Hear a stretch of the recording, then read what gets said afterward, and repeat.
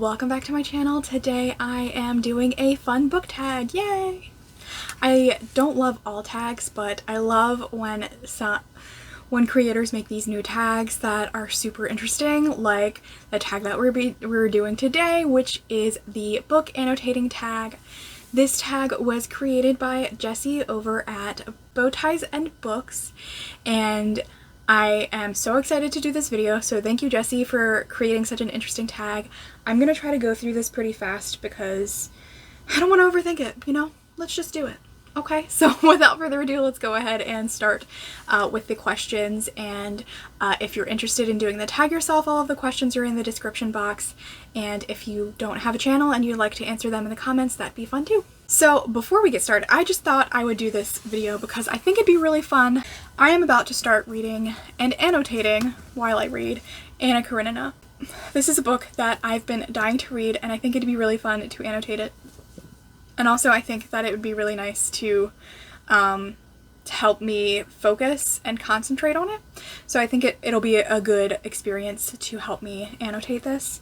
And I think it's going to be interesting because I'm not a huge annotator at this point, but maybe having this annotating Anna Karenina will help because it's such a big classic. I feel like it'll help me take my time to figure out like what I like to annotate with. So I also think it's fun to do this tag now when I don't annotate a lot.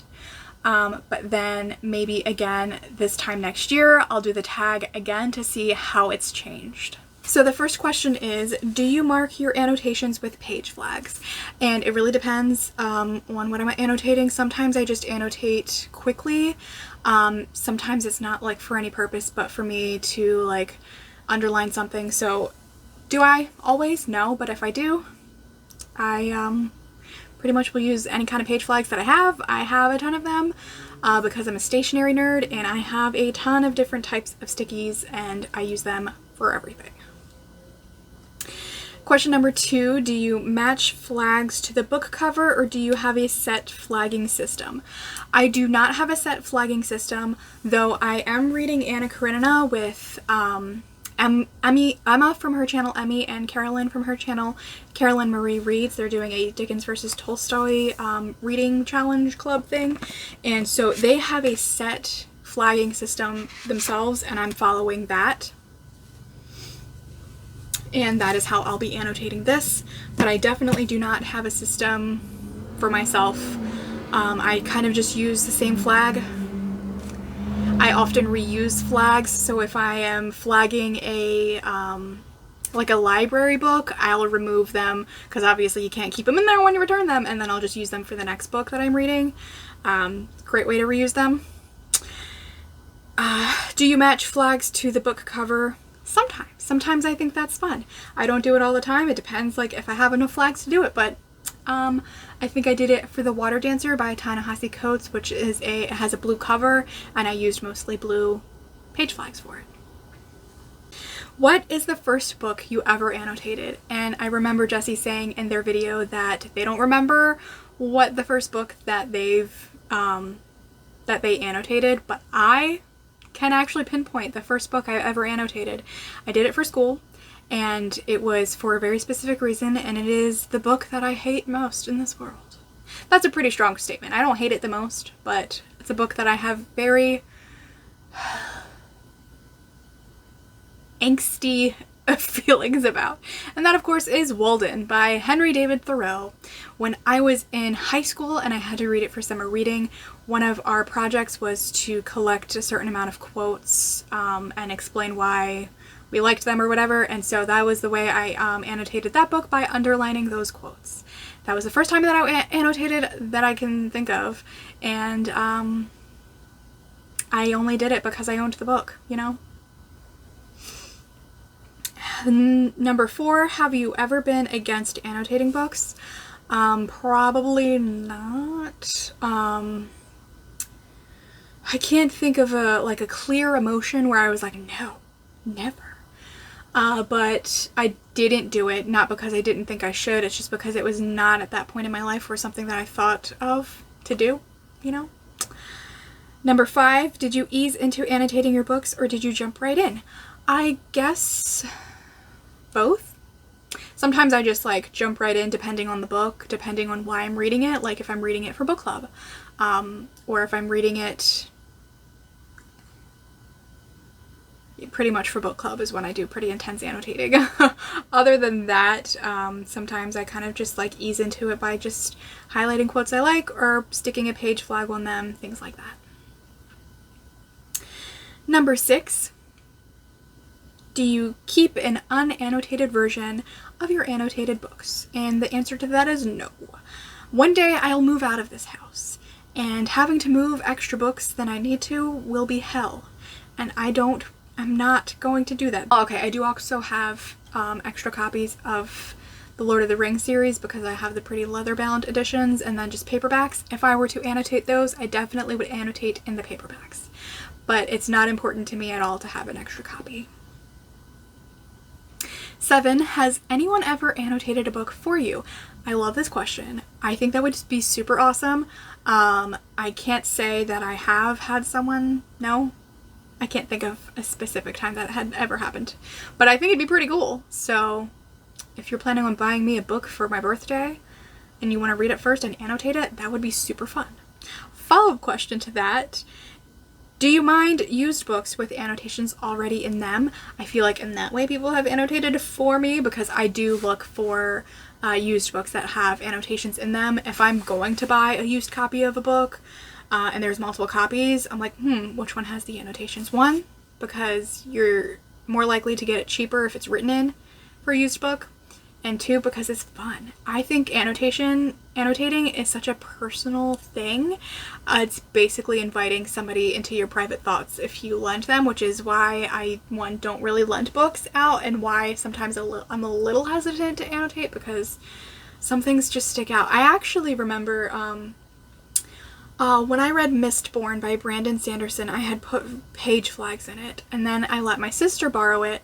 And once she borrowed it, she returned it, and then I reread it, and I was looking at those page flags, and I was like, why did I put a page flag here? And I was talking to my sister about it, and she was like, why did you put a page flag there? And I was like, I have no idea. I don't know why I marked that. I have no idea. My brother also borrowed that copy at one point, so I'm wondering, like, did he move them to mess with me or something? I have since taken them out, but yeah. Number 9, have you ever gotten hate or horrified stares for writing in your books? Not personally, no, but I do know people, like, if I were to say that, they probably would say, why are you writing in your books? But no, not personally. Number 10, what do you annotate your books with? It depends what is around me, because sometimes if I'm super lazy and I don't feel like getting up, if there's only a pencil, that's what I'm annotating with. If there's only page flags, that's what I'm annotating with. But I do have a little pouch. Let me go get that. I do have this Little Mermaid flippy sequins pouch that I carry my annotating supplies in. Sometimes it's just really fun to flip and flip and flip. So in here I have a pencil, another pencil. I have a regular Bic pen, just because these ballpoint pens don't bleed through as much as the usual gel pens that I use. I have, this is one of those erasable pens. What are they called? Pilot Frixion. It's a ballpoint, I think it's a ballpoint gel pen, and it erases, you can erase it with the tip there. It's by friction that it erases. So I find that very helpful just in case. And then also what will go in this pouch will be my page flags. Sometimes I'll also use a highlighter depending again on the book. I would show you, but you're standing on top of it. Invisible Man by Ralph Ellison. What I'm using as a bookmark is a highlighter, and that's what I've been using. It's one of the Zebra mild liner highlighters that has the highlighter on one end and the felt tip pen on or felt tip marker on the other side, which I find very useful. So that's what I typically use. I probably use pencil the most, again, just because like sometimes I'm afraid, what if I annotate something and it's weird, or like what if I want to get rid of this book, or you know, give it to someone else and I don't want them to, like, sometimes like I'll write something and maybe I want to erase that. I'm not usually too, like, lately I don't care, but you never know, you know.